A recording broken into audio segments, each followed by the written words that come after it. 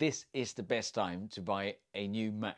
Hi everyone, in today's video we're going to do a non-technical review of the MacBook Pro, the MacBook Air and the Mac Mini.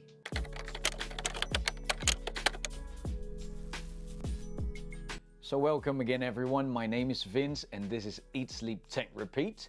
If you're new to the channel, please don't forget to subscribe to our channel. We talk about everything related to technology and how you can use it in real life. So the day has finally arrived. It's the long-awaited Silicon M1 chips from Apple that was announced during the One More Thing event. But before we proceed further, I thought I'd obviously let you know that this is not a technical review. There's lots of really good previews out there for the Apple M1 chip already. I put some links in the description below to other YouTube content creators who's actually made some very good points, so please make sure you check them out as well. I have also created like little chapters in this video just so that you can skimp through the next part of, just in case it's a topic that you're already familiar with. But if you wait right until the end, I'm going to share some of my personal opinion on what the next thing that MacBook Pro should have in the future with this M1 chip. So stay with me right until the end. So what is the M1 chip? The M1 chip is the silicon chip that was actually announced on the One More Thing event by Tim Cook and his team. Fantastic presentation, just for the record. I think this virtual keynote is the way forward. And also a little Easter egg. I don't know if you guys realized they called the event One More Thing. It's a little homage to Steve Jobs, which he actually says that right at the end of his keynote presentation. Very good, Apple, well done.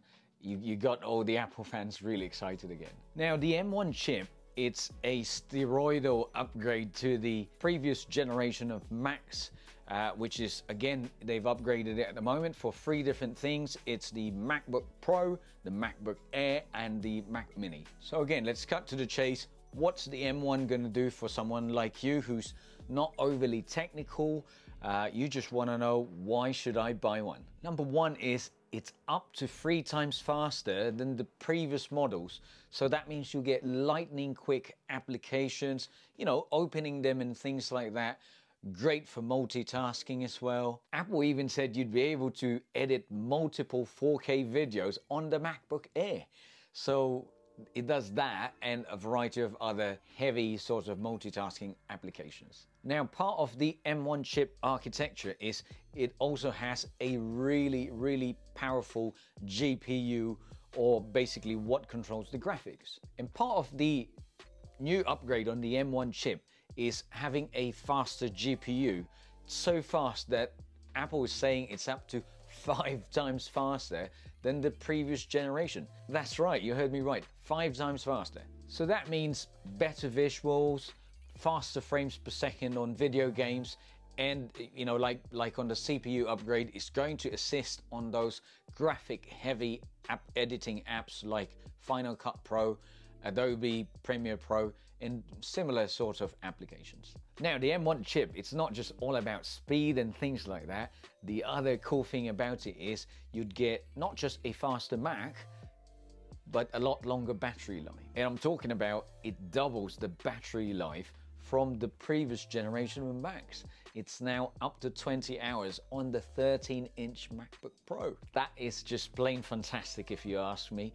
And the best part about all of this is they don't want to charge you any more than what they did for the previous one. So in a sense, it's like a free upgrade if you think about it. And like I said earlier on today, this is the best time to buy a new Mac. Now, to close off this video, I'd just like to share my opinion on what I think they should be looking for next, especially on the possibly 15 or 16-inch MacBook Pro that I think they will be making in the next couple of years. Number one, I think that camera definitely needs an upgrade. The current one is only 720p, but don't worry, we've been given some peace of mind that the M1 chip is going to handle, you know, better image quality. I suppose it's the non-technical term for it, but it would be lovely to get a 1080p front-facing camera for the Macs, in my opinion. The other thing is, speaking of cameras, I think it's about time that they put Face ID on the Macs. They're always going to be front facing anyway, and it's going to be a fantastic security feature. It's a lot easier rather than having to put your finger in the, Touch ID that they currently have on this Macs and the previous generation. And that wraps it up really. So thank you for staying and watching the whole video. Give us a little thumbs up. If you comment below on what you feel is the best sort of feature for you, what's the key selling point for you if you were to buy this new MacBook, what's your favorite feature from the M1 chip? Let us know in the comments section below. And a little reminder, don't forget to subscribe because we have the new 13-inch MacBook coming in the next couple of weeks. So click the bell notification so you'll be informed as soon as we launch that video, and we will see you on the next one.